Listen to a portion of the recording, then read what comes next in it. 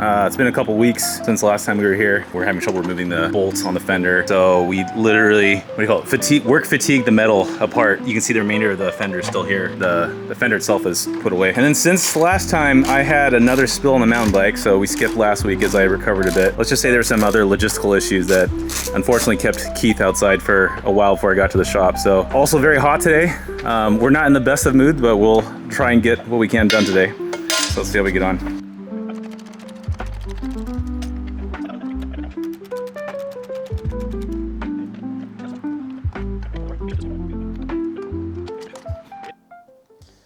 Guys, I've got a favor to ask. We really need your help to subscribe to our channel.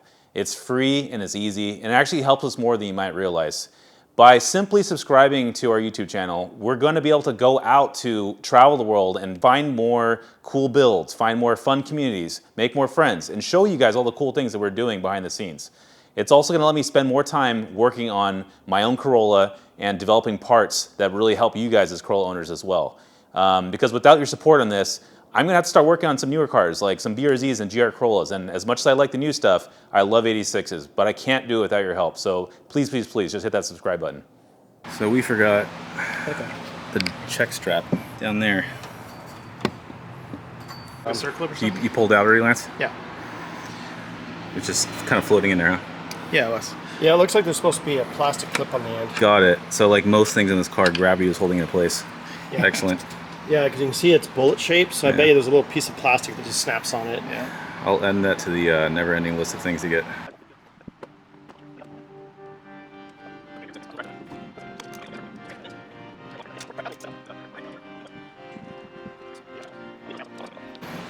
All right, we are going to drill this guy out. Attempt to drill it out. Attempt to drill it out.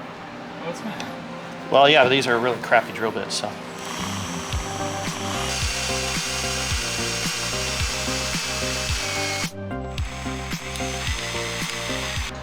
And there's the head of the bolt.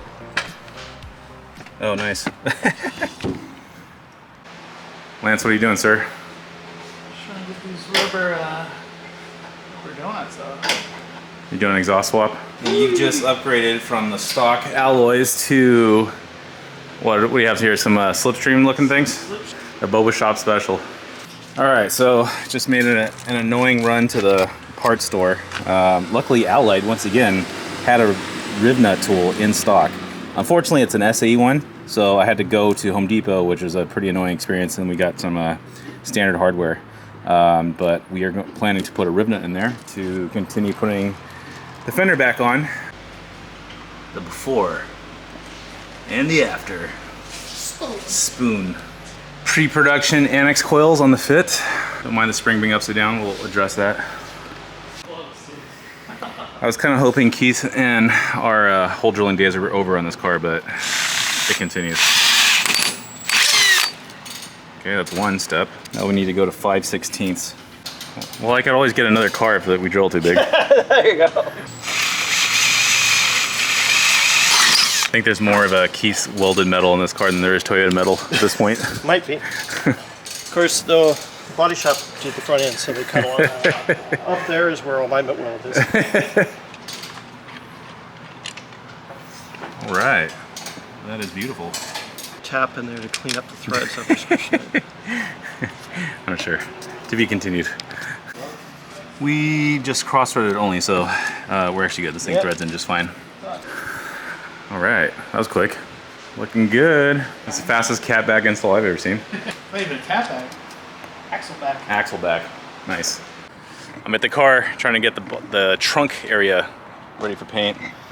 Drew put on some Bondo a couple weeks ago, and yeah, just trying to get this guy sanded down so I can put down the first layer of actual color that had mixed.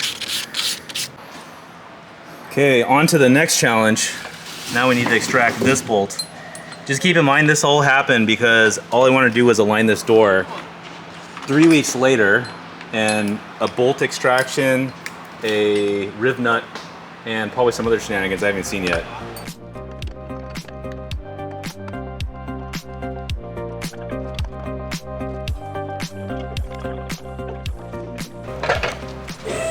Okay, we were able to get it into place.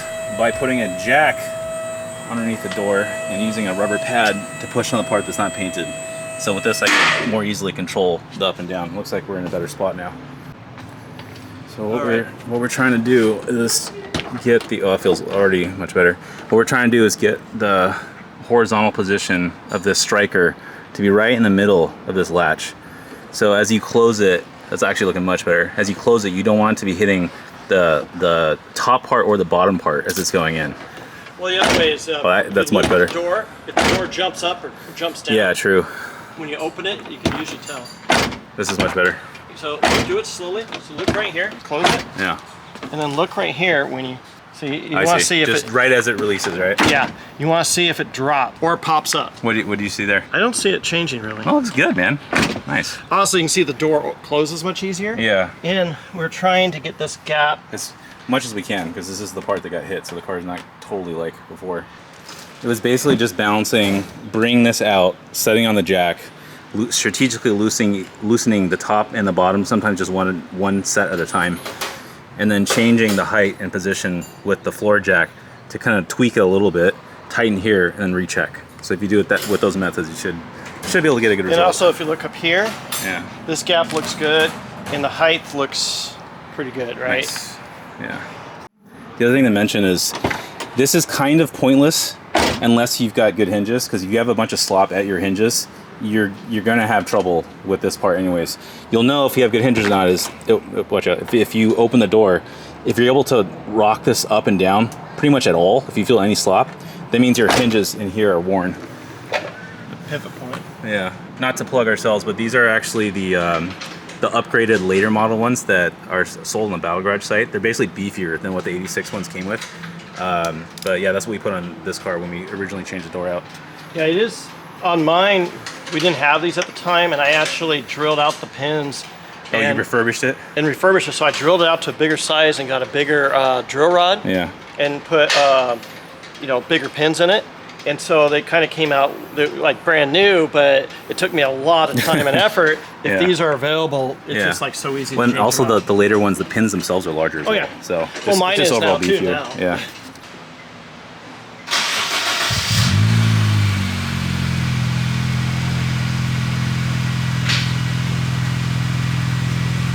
Flip it!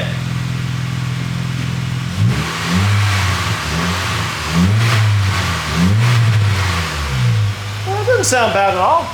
Yeah. It's like hot import nights up in here. Got the Supra. All right.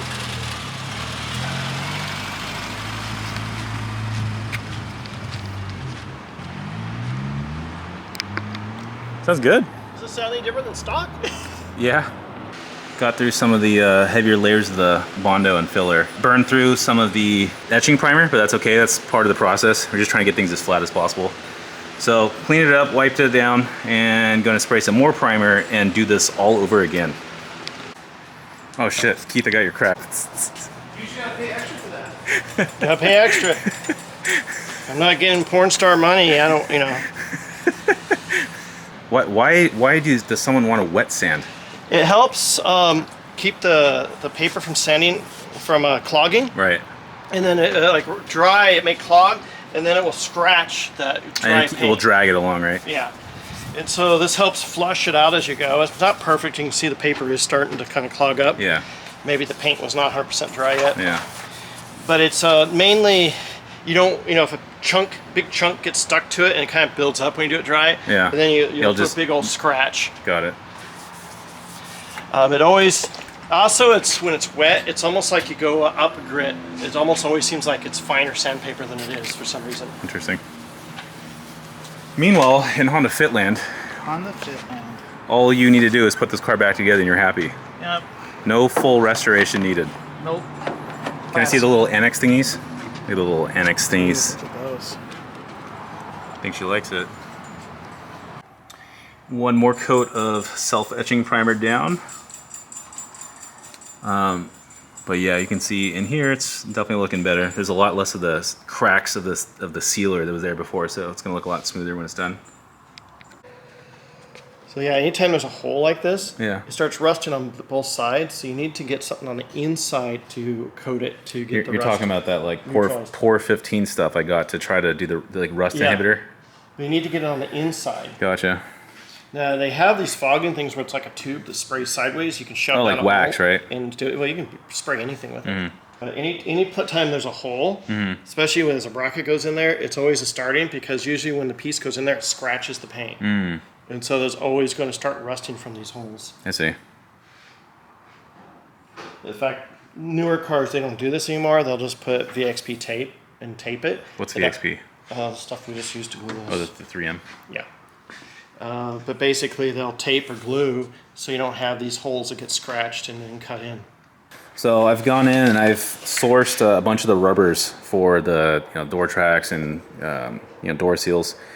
Keith just went in and put this one here, and it was a little bit.